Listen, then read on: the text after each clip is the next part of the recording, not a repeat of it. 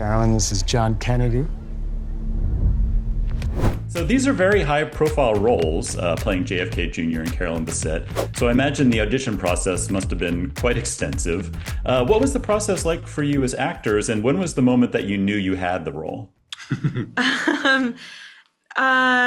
We both started getting an audition. Mm-hmm.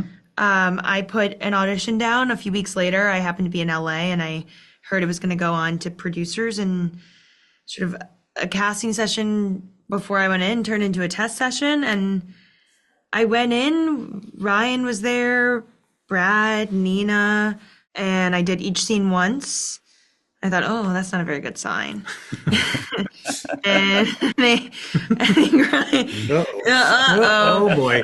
And Ryan said, where are you from? I said, Michigan. And yeah, and I sort of looked, I called my team, and I was like, I'm not sure I got that. It was a hard room to read. It's a question of if I'm cut out to be Mrs. JFK Jr.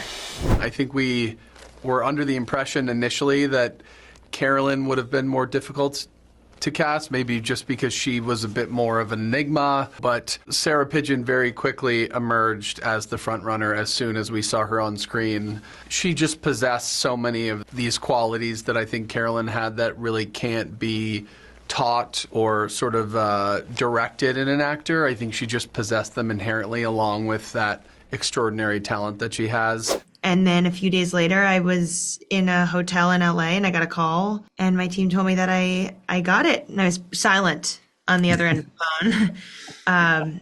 I think the reality of it really set in. It's a great honor to portray Carolyn in Love Story.